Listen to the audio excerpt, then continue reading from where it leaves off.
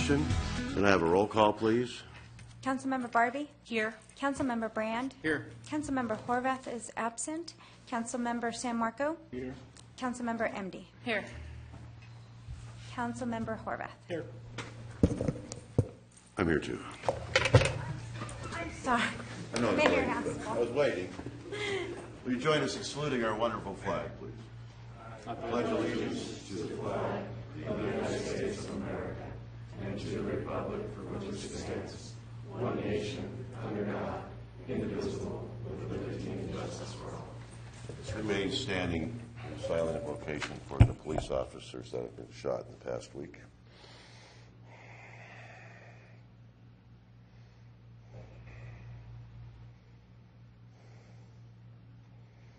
Thank you. Okay, we do have announcements from the closed session. Yes.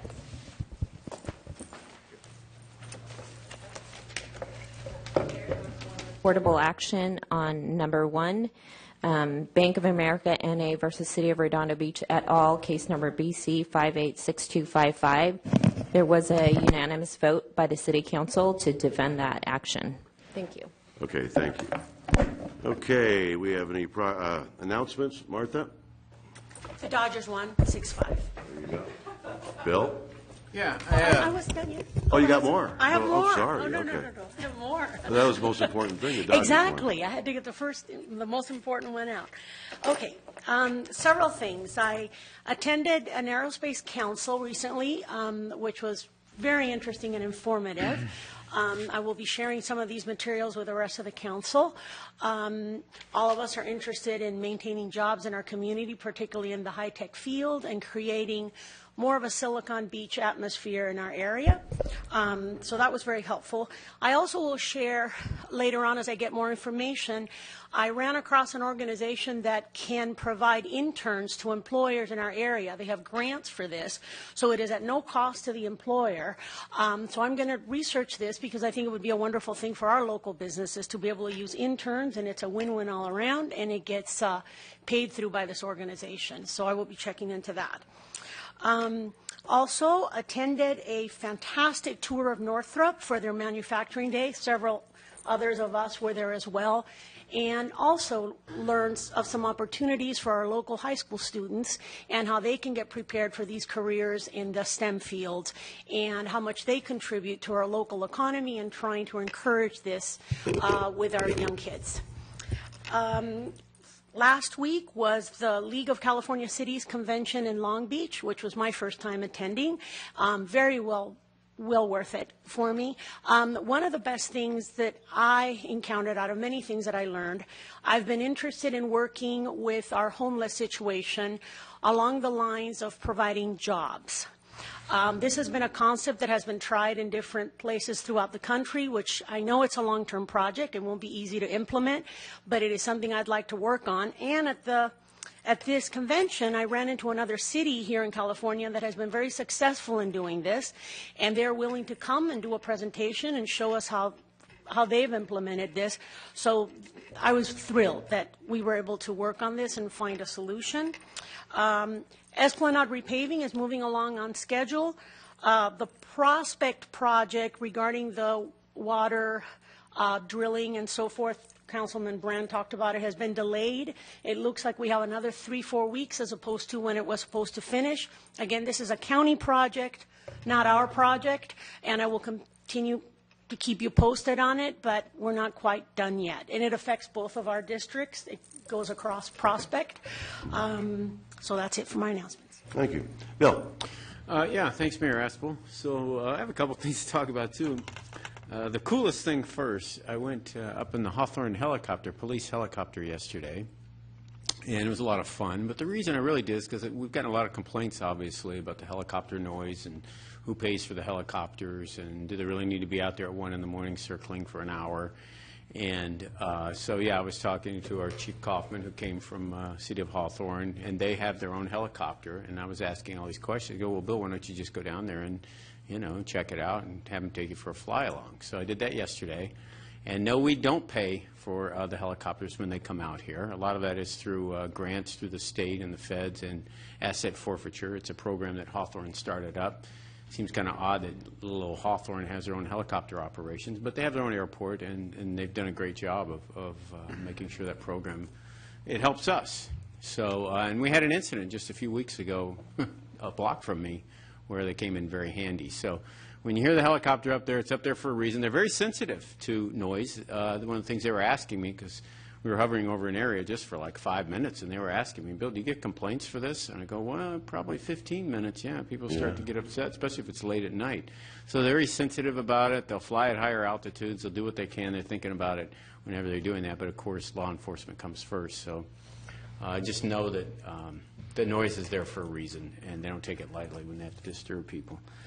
And the other thing, today, and I went to the Northrop tour, that was really cool. I want to go back. They're working on a new telescope to replace the Hubble. I want to go back in a couple months. The work they do is just unbelievable, and they will actually have the telescope there before they launch it. I think they're launching it in 2018, if I'm not mistaken, to replace the Hubble. So some really cool work being done in Redondo Beach. Cutting edge, truly cutting edge over at Northrop. And then today, me and Councilmember MD, we happened to be going to the same meeting. It's funny, we sat next to each other. Oh, you're here? Yeah, we're here. So I took a day off of work to go down to something called the Cost of Not Housing. Okay, and this is put on by SCAG, Southern California Association of Governments. And, you know, in a way, I felt like I was going behind enemy lines, if that makes sense to some people, in the sense that SCAG has really been pushing, whether it's these housing needs assessments on us or just more housing. And it's unfortunate because they themselves have really stratified this debate and made it, you know, like us against them, where, you know, the NIMBYs, the people who don't want more housing in their town, versus us who think we should have as much housing as possible because there's this tremendous housing crisis. And so they're giving people, you know, strategies for combating the people who don't want more housing in their town, when really it's a much more complex project than just simply, pushing as much housing as possible or opposing all housing. It's very complicated because in a lot of ways we do have a housing shortage or a housing crisis, and at the same token we have a quality of life that we want to maintain. So it was good to hear that side of things and learn the challenges from a different perspective, and also a lot of the metrics that they look at, like the rents going up 30% and average income's not really going up at all, the homeless population growing, roommate situations that are getting out of hand, and, you know, people living in their cars and in their hotels. So there's no easy fix, and it's long term, but I was a little bit disappointed in the fact that they're so, you know, going at it instead of bringing everybody together to try to find a solution that works for everybody. And lastly, I have my district meeting this Saturday, 10 to 12, upstairs in the library in the conference room. We're going to talk about the Center Cal project. The appeal is being heard at the City Council a week from tonight. And we're going to be talking about the boat ramp. The Harbor Commission approved a boat ramp at Mulbee last night. And the Galleria. Yeah, a lot of people want to talk about the Galleria. They, Forest City canceled the meeting they were going to have, I think it was on Monday, discussing their latest project. I've seen a lot of projects from them over the years. But they are going to do something, and a lot of people want to hear about it. So, I mean, I don't have much to offer, but we can have a discussion, and it'd be good to get people talking about it. So that's this Saturday, 10 to 12, upstairs in the library. That's it. Great. Christian. Okay. So first, my community meeting will be Thursday, October 20th from 6 to 7:30 p.m. at Jefferson Elementary. Our topic will be homelessness. We'll have individuals from the police department there, as well as hopefully people from PATH. And then to follow up on Councilwoman Barbie's, I also did attend the League of California Cities Conference. It was great. It was inspiring, and it was quite sobering. I attended a handful of talks on affordable housing as well. Much like Bill just said, there is a housing crisis, and it's really interesting to get down and into the weeds on an issue like this, because it's not as simple as maybe some of our opinions are. So when you really start to think about it, it's, as Assemblyman Chu said that day, you know, it's housing is about climate change, it's about traffic, it's about social justice, it's about income inequality, and how do you ensure that future generations are able to live here and stay here and not have to move out of state and take away jobs and have the ripple effect that comes without having affordable housing. Good. Steve? Okay, so I'll start positive note. Halloween party at Perry Park on the 31st from 4 to 8, sponsored by the Redondo Beach Unified School District. Should be a lot of fun. Some free food, lots of games, and lots of toys to give away. And I want to thank, on the note of my community meeting, I had scheduled a meeting with Forest Cities at the Galleria Mall on Monday night, on the 17th at 7 p.m. That has been canceled by Forest Cities. And the reason why was they let me know they wanted to have the EIR on hand to discuss with us and neighbors and friends, and they kind of put the blame on the city for not having the EIR done. And funny, I checked with our city manager, and he let me know the release of the EIR would depend on the scope of the project, which needed still to be finalized by Forest City. So a little confusion here, cart before the horse. But like Councilman Brand said, a lot of people are talking about this, in case anybody's listening. I know Councilwoman MD is going to talk about it at her meeting. Bill's going to talk about it at his meeting. Got a lot of districts talking about this. My aim was to help try to bridge the gap, to get something done. We have a tremendous opportunity, a tremendous property to do something great with. I think we really need to listen to our residents. They have lots of concerns. I'm concerned about the folks on Kingsdale. I know there's been discussion about eminent domaining those folks. I think that's an equitable solution, but again, need to bring both sides to the table to start talking about some of these things now instead of later. And hopefully they'll get back with me and we'll have a meeting in the near future. I'm sure it was just an oversight on their part. I understand. These things are complicated. They take time. That's it. Great. Laura? Okay, so we've gone to a lot of different events for different people, but the League of California Cities Conference is always a good one. It was here in Long Beach. We went back and forth. A lot of good networking, a lot of good workshops. The Northrop Grumman tour, what I found interesting about that is that they have, manufacturing is definitely alive and well. They have a lot of jobs for high school graduates and for two-year college students. And their ask from us is to, and it was from us, just to ask the school district to make sure that they have, bring the kids to come and do internships and STEM education type of things that they would be willing to support as well. But here's the key thing: if they accept you as an intern, they will then, and you want to continue on and get an engineering degree, they will actually pay for your college. So it's really important for us to have a good relationship with them.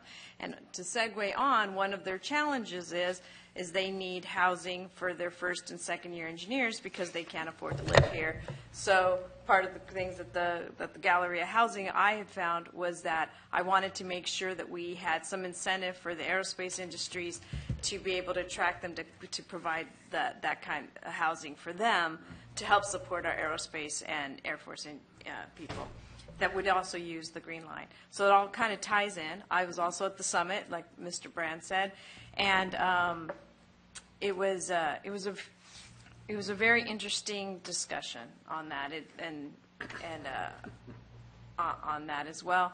And as far as Forest City, my meeting is October 15th. I'm going to actually have 3 different topics going on, but the Galleria might be canceled on that too. So I was playing phone tag with them. So I think they're going to kind of back off on all those meetings for now. But I will be there at the Performing Arts Center this Saturday from 9 a.m. to 10:30, and so look forward to seeing everyone. Okay, basically, this is everybody's been working all week. Yeah. The Northrop Grumman tour was fantastic, and that, I believe that internship is $20 an hour they were talking about, so if you can work with your hands and build things. But the manufacturing that's done here in the Manhattan Beach and Redondo Beach was unbelievable. It's not all shipped out of here. It's incredible. But, yeah, housing is a need, but I know the Galleria is back to the drawing board, I think. Okay, so we have the agenda. Anybody want to change it? We're good. We have no agency recesses. We have 2 blue folder items, H6 and H3. Is there a motion to accept these? Motion to accept. Second? Second. Okay. And then we have the consent calendar now. And this is items H1 through H6, and they'll be voted on in one motion unless somebody wants to pull something. So we have Martha. Nothing to pull, thank you. Okay, Bill. H6? Okay. Christian. Nope. Steve. Nope. Laura. No, it's just H6. Okay, H6 has been pulled, say 3 ways. Okay. Does anyone from the public want to mention anything about these things on the agenda? Come on up. Ralph Strutzenberg, District 1. I did have a couple comments on technical issues in H6. I just wanted to offer those. When I Okay, get a well, chance. we're going to pull it and then we'll talk about it. Cool. Anybody else? Okay, is there a motion for everything but H6? So moved. Second. Okay, all those in favor? Aye. Opposed? You have to read anything? Hey, did we pass the consent calendar? Yes. Okay. H5, adopt by title only ordinance number 03163-16, an ordinance of the City Council of the City of Redondo Beach, California, amending Section 2-3.904 of Article 9, Title 2 of the Redondo Beach Municipal Code, establishing the salary and benefits of the city attorney for second reading and adoption. Thank you. Okay, thank you. Okay, H6 has been pulled by virtually the entire council. So it's to introduce by title only the ordinance about campaign contributions in the elections. So, the staff, Bill, you pulled it first, so go I ahead. just wasn't going to vote for it, so I didn't want to part of the consent calendar. I had a lot of problems with it. There's no prohibitions on contributions from leaseholders in the harbor, no prohibitions on businesses with contracts with the city, no prohibitions on large landowners, and it doesn't take effect till after the next election cycle. Yeah, so I had several problems with it. I thought the limits were too high, the loan limits were too high, so I just wasn't going to vote for it, and I guess Ralph wants to speak to it. So. Anybody else in the lights on here? We good? Okay, this is for H6. We do have one written. Mel Simplest, come on down.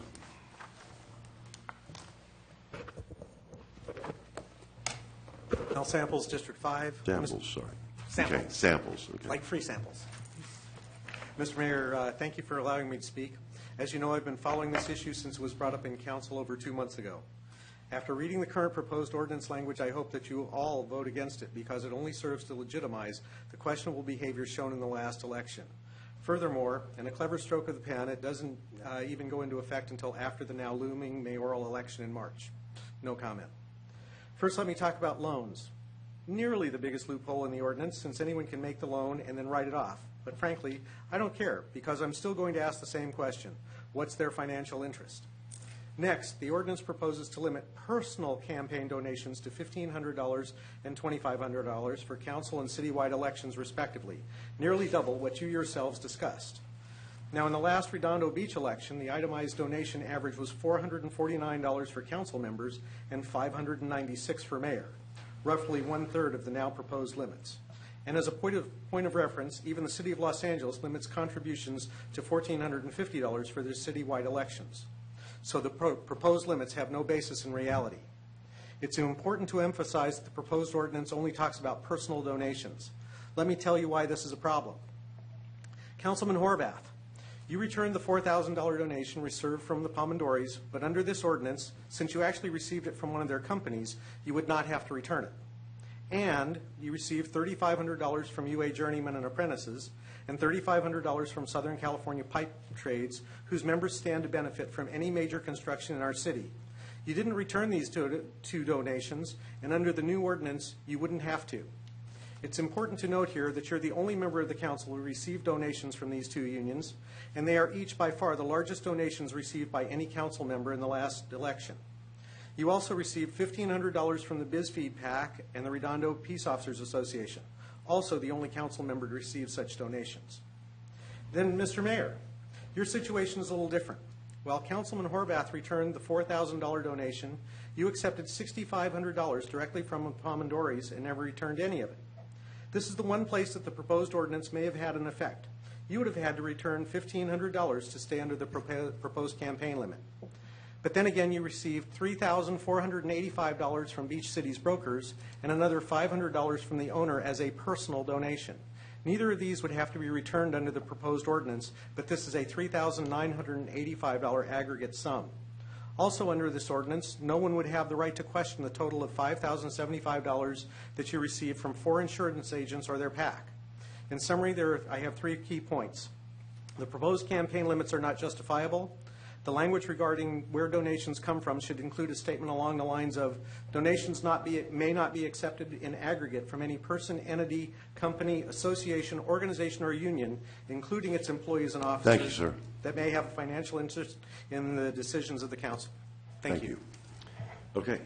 Anybody else? Rolf, you want to speak? Mayor, Council, Rolf Strutzenberg, District 1. Specifically, just a couple of comments about 2-2.304 and .305. Starting with 304, the first one for candidates for City Council, the way it's worded could be interpreted to be a bit ambiguous as to whether the CPIU rounded to the nearest $100 applies to the amount of $750 being rounded to the nearest $100 or the increase being rounded to the nearest $100. That makes a difference in 304. It doesn't in 305 because that starts out at an even 100, but it could lead to a discrepancy that could be challenged in the first one. Along with that, because both of these 304 and 305 note rounding to the nearest $100, but their bases are a 2-to-1 ratio, you're going to get out of parity very quickly with these, and I don't think that's the intention that you want. To be able to round $100, you've got to trigger past $50. That takes about a 3.3% per annum on a 2-year compound. Historically, we're tracking well below that in Los Angeles. We're down in the 1 to 2 range, so it could trigger the increase for the candidates for mayor, but not trigger the increase for city council. Because you've taken that a lower per annum increase on $1,500, you will reach $50 to round with the 100. I know it's a little bit technical, but Out of it. Two things on that. Hope the city attorney's listening as well.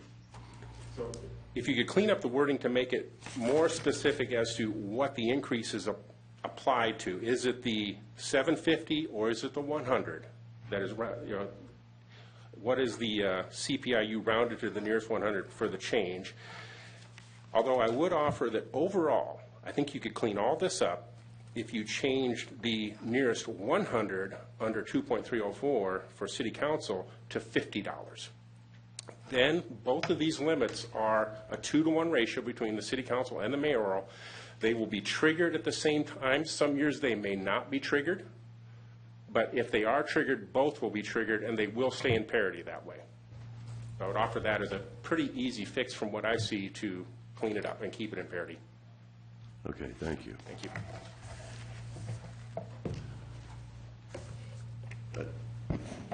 You're looking in the wrong direction. So this was actually, all I did for this ordinance was take the motion that, the direction that was passed last time. Okay. You know, looked at the minutes, watched the videotape. As I recall, the rounding came originally from Councilmember Rand and his motion that failed, and then was incorporated by Councilmember Horvath. So it's entirely up to you. If you want to change the council to make it $50, to make it more proportional, that's entirely a policy call.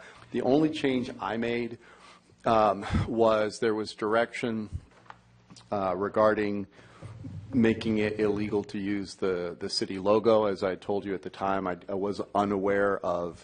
Councilmember Brand originally brought up the seal. I mentioned we already have an ordinance for that. Talked about the logo that was incorporated by Councilmember Horvath. I told you, although we weren't involved in it, I didn't think the city had any protection. And in checking with the clerk's office and looking at the records, I can find no indication that the city has in any way had a protection of the logo. There was a service mark filed for the more to see. So that's sometimes you'll see the logo with that tagline and see the service mark.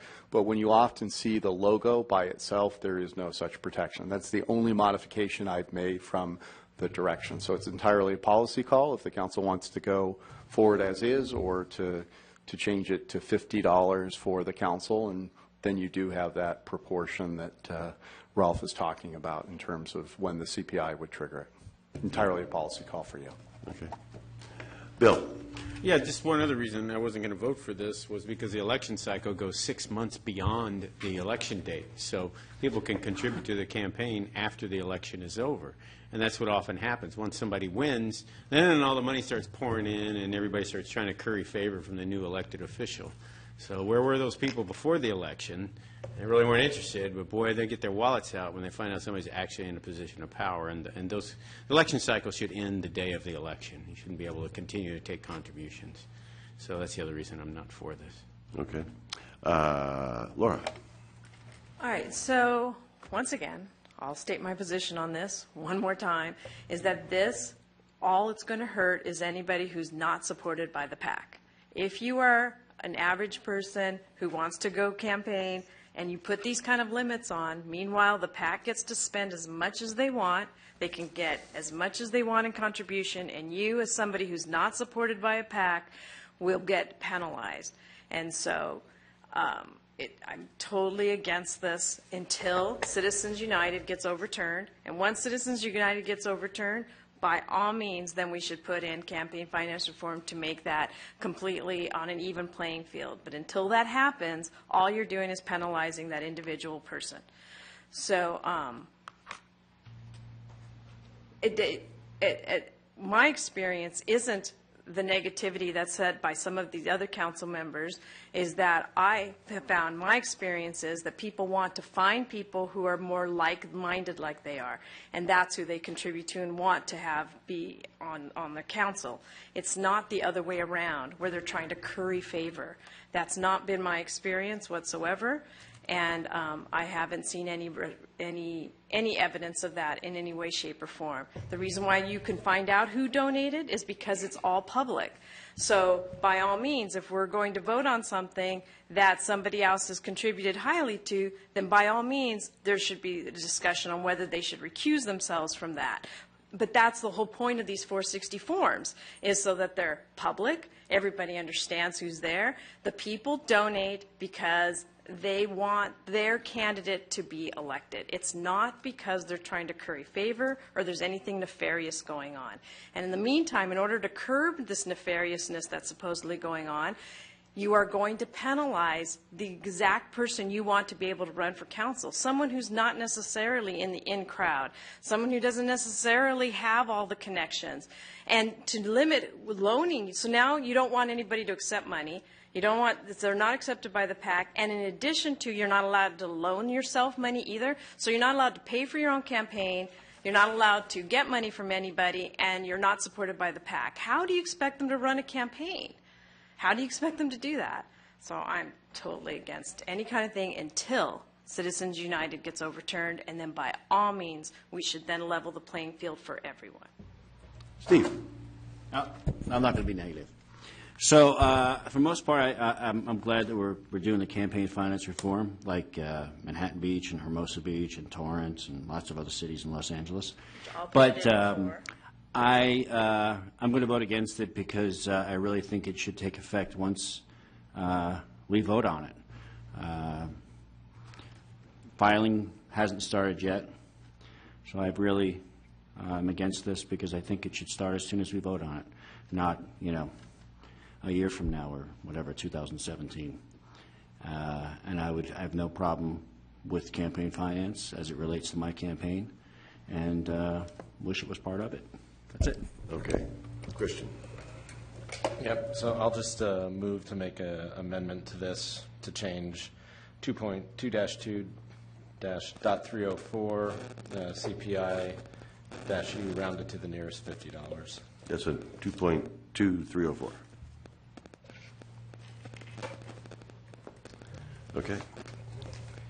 Well, you got to make a motion. Oh, that's what I just made a motion to change it. And approve the And then approve H6 with. Okay. Is there a second? Okay. No second. So is there another motion? Motion to approve H6. Okay. For a second? Okay. So, just, what does this mean? Is this going to die? I'll make a substitute motion. Go ahead. I didn't know this was going to happen, but I'll go ahead and switch the 100 under the city council to 50. Just to clean that up. Thanks for pointing that out, Rolf. And to get something in place, I think I'd change the effectivity date to, Mike, are you going to have to bring this back if I make changes, or can we make changes, vote on it, and it be done? You can amend it now. This is for introduction. As with all non-urgency ordinances, you have to come back at least 5 days after this for the second reading and adoption. Typically, unless you can find a reason for an urgency, an ordinance would typically take effect 30 days after the adoption, unless a date is otherwise stated, based last time on the 3-2 direction to have this take effect with the next council cycle. It's the way it's written. It's why it's written the way it is. So you could do 30 days from its adoption. No. Okay, so again, That's so 30 days from when we adopt it, which might correct. be the Tonight next is only council for meeting. correct. And the other thing you may recall is, because we've had this come up infrequently, sometimes the council will vote to introduce an item, and the whole purpose of it is to get feedback, or you're busy and you didn't get a chance to fully think through the issues. You'll sometimes want to amend it on that second night. And you can't do that and then adopt it unless it's just a typographical error. So like if you were to amend it at that second date, then you have to bring it back at least 5 days after. So you can amend it tonight, have it come back for second reading, and then unless it's an urgency ordinance, you can specify a different date or specify 30 days after adopted. So we can specify when it comes back for second reading. No. So anything you want to introduce tonight, you should introduce tonight. I'm suggesting Give it a date. you could say, what you would do as a suggestion is you'd amend 2-2.301 and say that it would become effective within 30 days after its adoption. So if you look at, and I don't know if there's another ordinance on the agenda tonight. I don't think so. Oh, yeah, so there you go. So I can't comment on H5, or I choose not to comment on H5. But if you look at the effective date, down under publication and effective date on H5, what you see is that it shall go into effect and be in full force and operation from and 30 days after its final passage and adoption. So you could borrow that language. Actually, probably the easiest way to do it would be strike section 2-2.301, and you see under section 5 on the last page,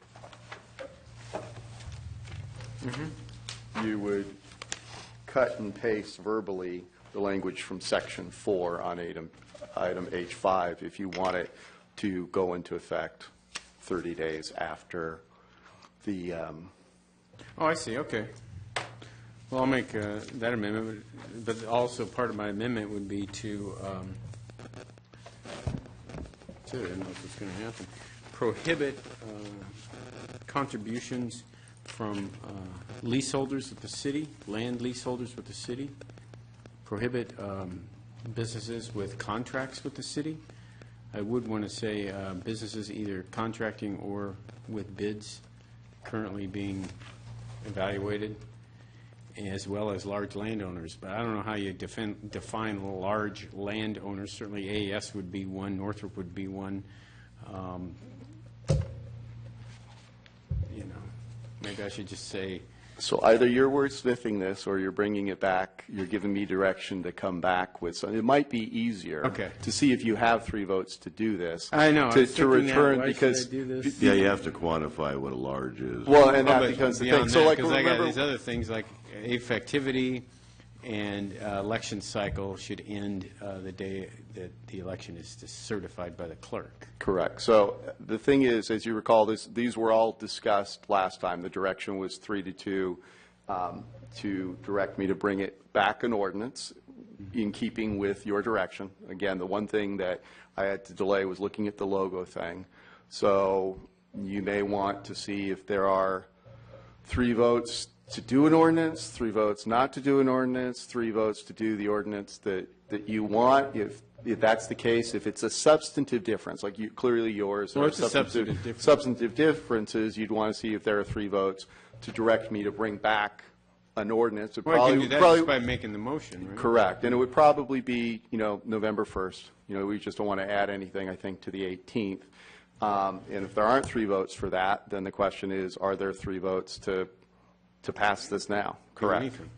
Well, I don't think there is because he didn't get a second, so So I'm there's making a 3 votes. substitute motion. You So my make the motion, substitute- there's 3 votes, we bring it back, and you bring it back a new ordinance. Go ahead. Right. So my substitute motion is to Direct me to bring direct you back, to switch and bring Section 4 from that other ordinance Correct. in that you talked about, to bring back an ordinance that also prohibits donations from leaseholders with the city, anybody with contracts with the city, prohibit donations from them, and some sort of language maybe that prohibits landowners, people that own more than, let's say, I don't know, 2 acres. No, that's. That's too well, small. I might have to let that one go, okay? So I'll say people with contracts with the city or leaseholders with the city or with bids submitted to the city, that the election cycle terminates, actually, I'll say the day of the election, because if you say the day it's certified, then all the money's going to come rushing in and between the time the election was held and when it's certified by the clerk. So I will say the day the election is held. And forgetting one other thing. And, no, that's it, yeah. The effectivity, prohibiting, I'll just leave the limits the way they are, even though I think they should be lower. Let's see if we can get somewhere with this. That's my motion. Okay, there's a motion and a second. Second. Okay, we already talked about it. Anybody speak to the new motion? Okay, no lights on. All those in favor? Aye. Any opposed? No. Okay. That was a little semi-vague there. I don't have any problem with this current one, really. I agree with Laura that it does tie the people down. That 3-2. Did it pass or not? No, it didn't pass. Oh, it didn't pass. So, to put an arbitrary number of somebody owns a lot of property, that doesn't work, because you're penalizing successful people. It's like saying, insurance company contributions, like Mr. Samples mentioned. If you spend 37 years in the insurance business, you're going to have friends in that industry. And, you go to your friends for campaign donations, and most of them don't even live in the city, have no idea what we do. But it's I don't think this council, or I can't think any in our Redondo history there's been any ethics issues on, might have been way back when, in the 70s or something. Mike's smirking at me, but nothing that I can remember. There was a council member in District 2 that I recall, okay. there were significant ethics issues they didn't have to do with campaign contributions. Okay, campaign contributions, yeah, that was a campaign thing. Capital of campaign ethics. Yeah. But anyway, Bill, go ahead. Nothing's going to happen if we don't have a vote on anything. So. Oh, no, it looks like nothing's going to happen, which is very disappointing. It's kind of a window into how politics works sometimes. But I just wanted to point out I disagree with Councilmember MD in that I think it is important that we have limits. That, yes, people can go start PACs, and people will go start PACs and will help certain candidates. But, it's a big effort to go start a PAC. And a lot of those PACs exist already. Our Chamber of Commerce has a PAC, and they're very effective at getting their candidates of choice elected.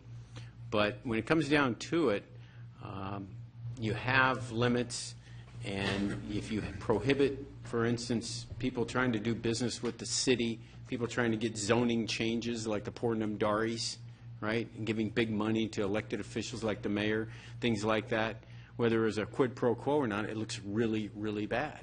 And so you should have some sort of campaign contribution limit. And if the poor Namdaris want to go start a PAC, let them go start a PAC. There'll be a 460. Everybody will see it. And, yeah.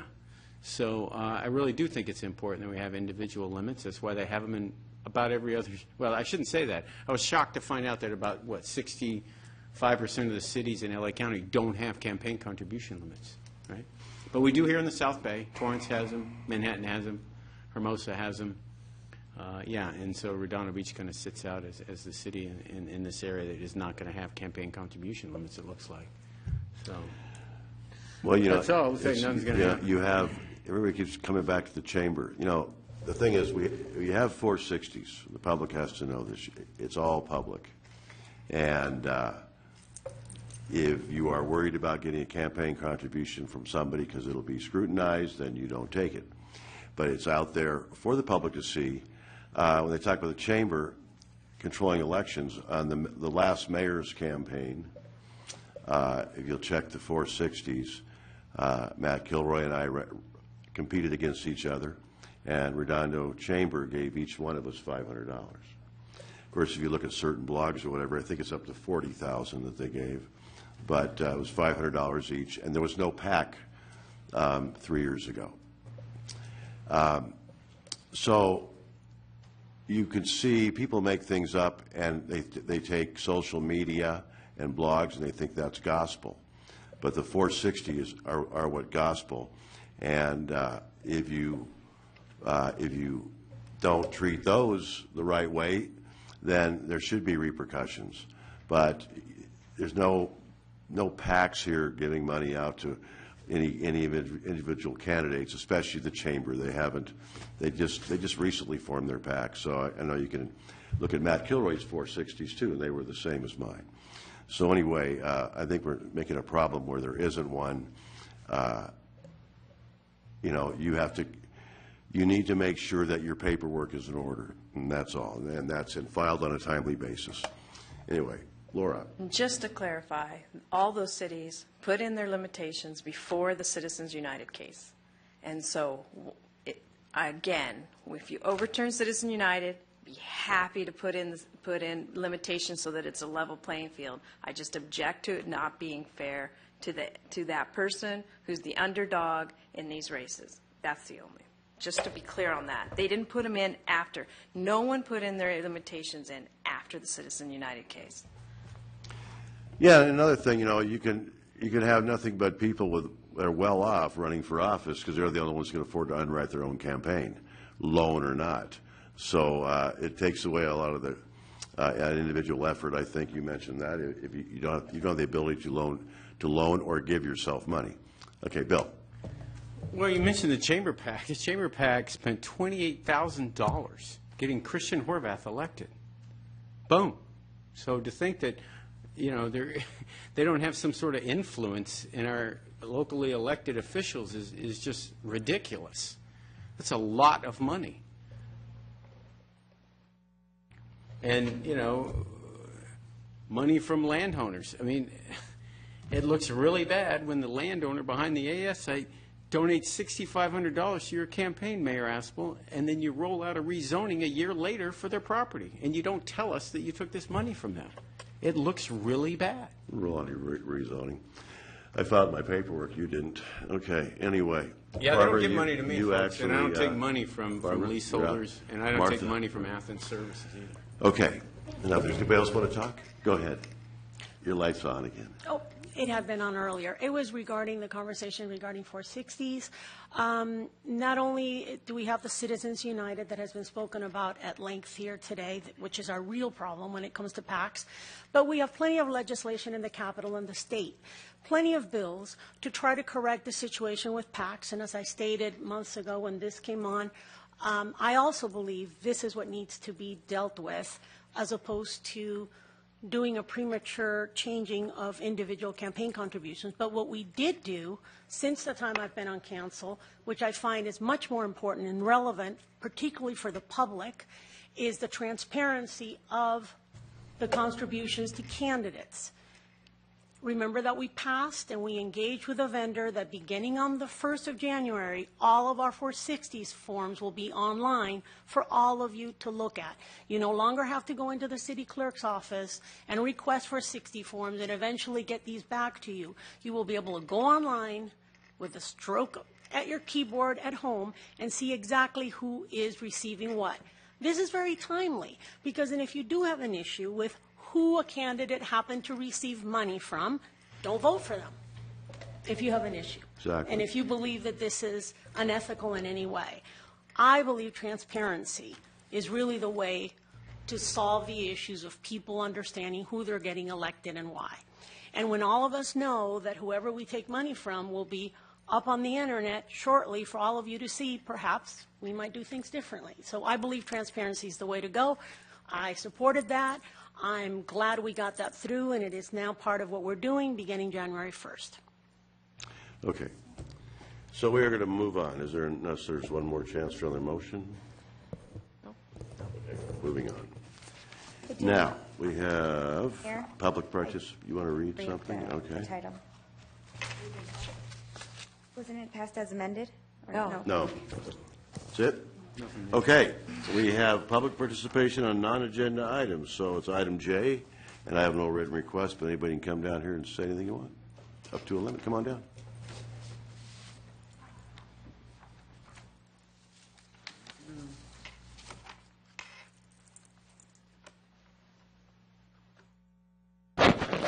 Thank you.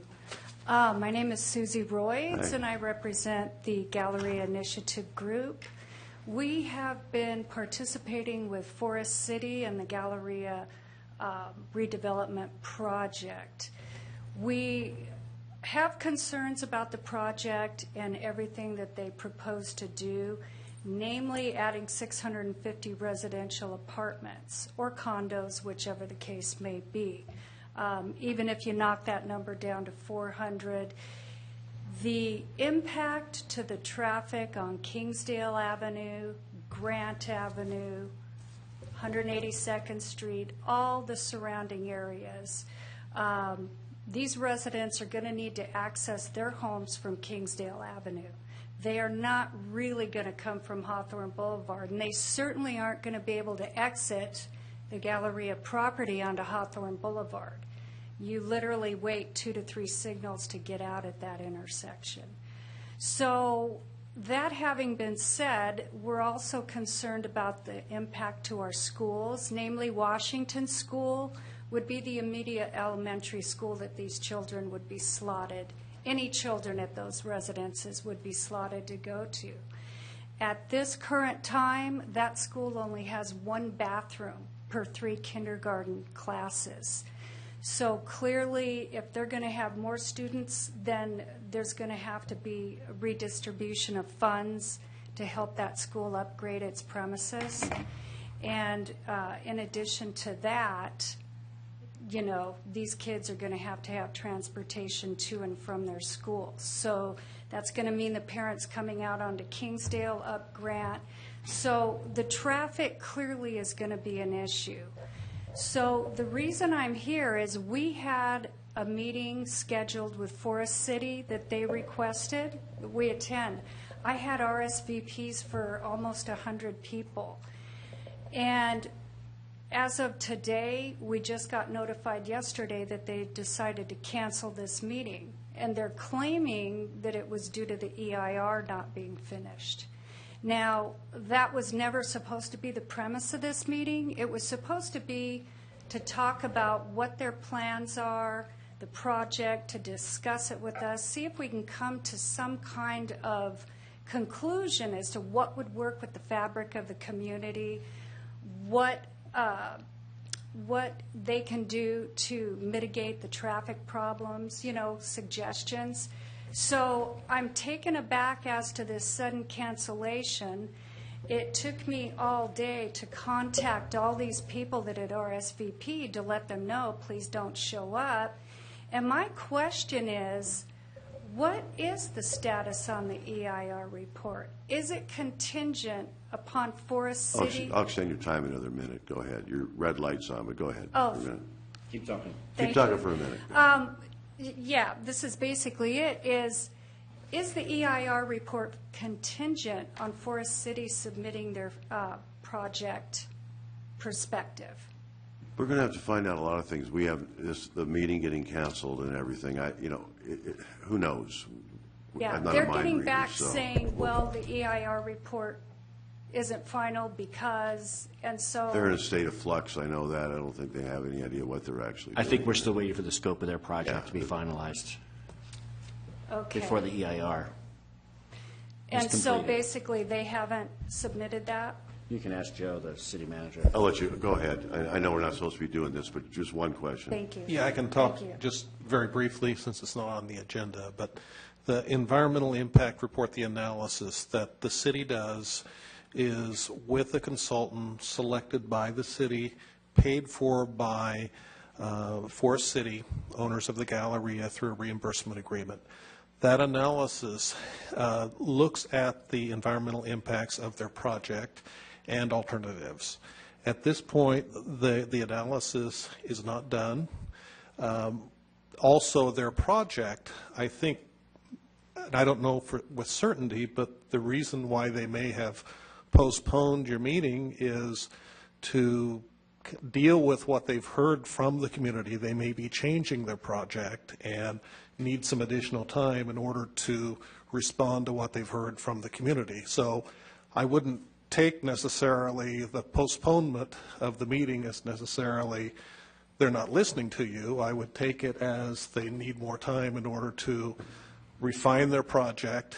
As they refine their project, that will then come to the city as part of the EIR.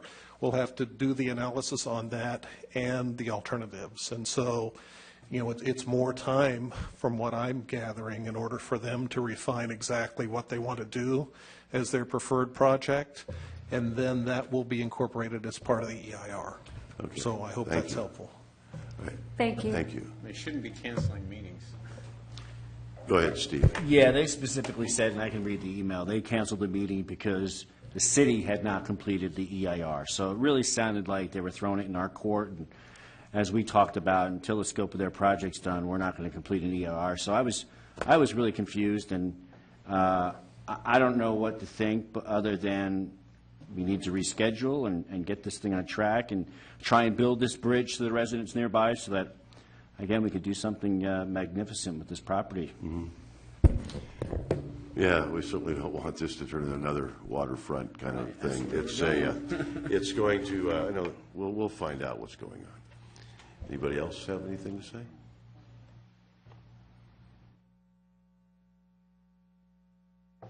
Good evening, City Council. This is Gina DiPietro from District 1. And I know that on Saturday night, I arrived at St. Anthony's in Gardena for their Columbus Day dinner dance. And as I was in the car, I heard news about the two police officers who were shot and killed in Palm Springs. And so at this wonderful dinner dance, 4 nuns took some time out of their day to, they were eating dinner with us, and they also said the prayer for the departed with me, which was one of the most moving experiences of my life. And this dinner dance for Columbus Day was unbelievably lovely. It smelled like what I think heaven must smell like, with garlic bread and pasta and lasagna, and it was fantastic. I also know that on Thursday, I will be eating sausage and peppers at St. John Fisher, also in honor of Columbus Day. And I'm very much looking forward to that. All are invited. Talk to me if you want to come. And then I also know that on Monday, an ICE officer got to sleep in because it was a federal holiday. Monday was a federal holiday. It was Columbus Day. And we had a Harbor Commission meeting. Does that confuse anybody else? Because it certainly confuses me. It just doesn't make any sense to me why there would be an emergency city meeting on a federal holiday. I mean, come on, guys. That's like pretty disrespectful, right? It's disrespectful to me, at least. I mean, here I am wearing a little medallion that the nuns gave me of a Mother Superior. And, I just think in the end, I love the feds and I love showing respect to the feds, but there's an even higher authority in the end. And you got to show some respect. Okay. Anybody else? Okay. That is it for public participation. We are going to move on to discussion and possible action regarding our ballot initiative, our ballot measure 57, that we want to oppose it. And Chief, come on up.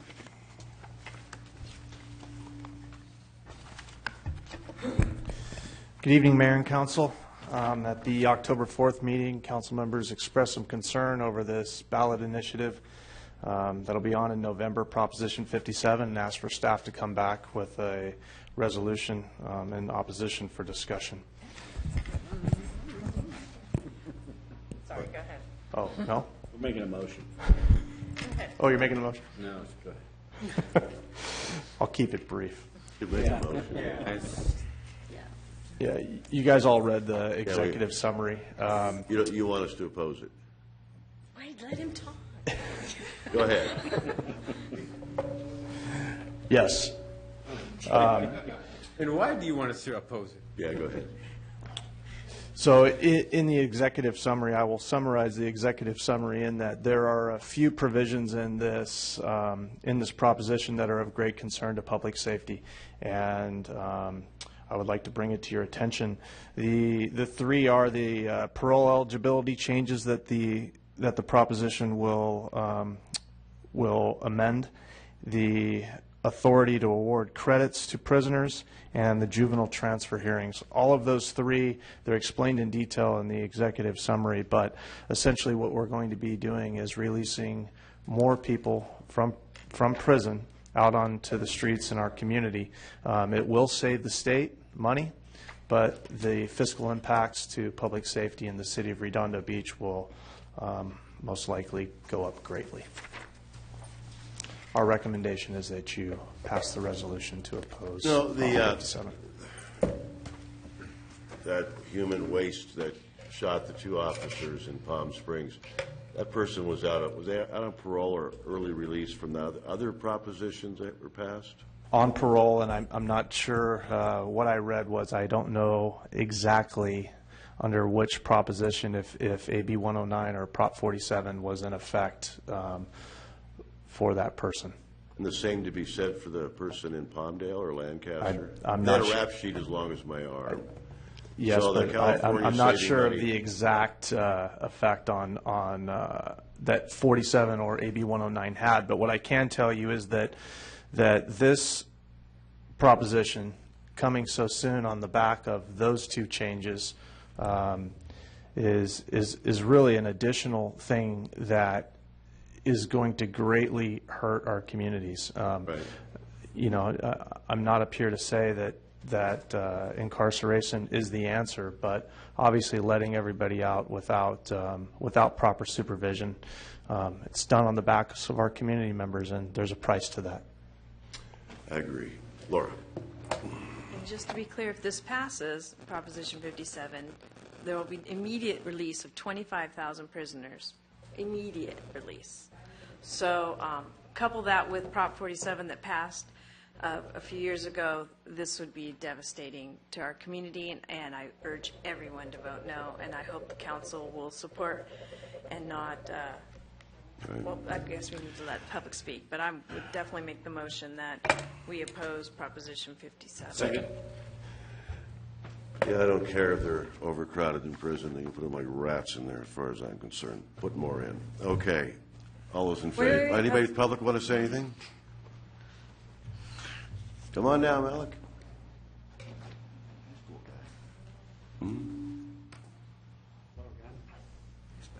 I'm Malik Shamas. I attend Redondo Union High School, and I live in District 3. I was curious. You said that 25,000 inmates would immediately be released as a result of the proposition. I assume that you mean throughout the entire state of California. Would you happen to know or have the resources to know how many of these inmates would be released directly here into our city? No, I can help answer that. When we talk about release into the state of California, we know that the impact on LA County is the greatest of any of the counties in the state. So what the exact percentage is, that would entail a lot of research, but LA County would have one of the largest effects of any county in the state because of our population. Thank you very much. I just thought that question would be interesting to know the answer to. Thanks, Malik. Thank you. Okay, anybody else?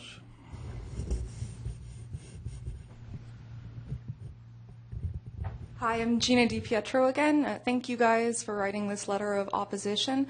I was wondering if we could do something to help repeal Prop 47. I know there's a petition circulating, but I was wondering if Redondo Beach could somehow make some sort of statement against Prop 47 too. Thank you. Thank you. Okay, anybody else? Okay. There's a motion and a second. All those in favor? Aye. Unanimous, hooray. Unanimous vote. Okay, so, If I could read the resolution, please? yep, Adopt by title only resolution number CC-1610-094, resolution of the City Council of the City of Redondo Beach, California, opposing Proposition 57, the California Parole for Nonviolent Criminals and Juvenile Court Trial Requirement Initiative. Thank you. thank you. Okay, city manager items? Nothing this evening. Okay, mayor and council items. You have anything? We already had it at the beginning. Bill? Real briefly, Joe, you probably don't know the answer to this, but I got a call from someone today. We had the power outage this morning, and they live below street grade, and so they're very dependent on having power to keep their homes from flooding, whether it's storm water or getting, sewer lines. And so he wanted to install a backup generator, but he couldn't quite figure out, it didn't seem like we had a clear code on the regulations for a backup generator in terms of operation. It would just be for emergency uses. So maybe have Aaron or whoever in the building department. Yeah, it would be a follow-up by Mike Ross. If you want to Okay. send me the information, we can put Mike Ross, our chief building official, in touch with him, and there are procedures in place for permitting of generators, and it shouldn't be an issue for a homeowner to get that permitted. Okay, I'll send you his contact. Thanks. Okay. Christian? Steve? In case anyone hadn't heard, my community meeting for the 17th has been canceled. Laura? But I'm still having a community meeting on October 15th, I'm 9 coming. to 10:30. You are, okay. And that's it for me, and I think we are going to recess, or we're going to come back on closed session on October 18th next week. See everybody then. That'll be a quiet meeting.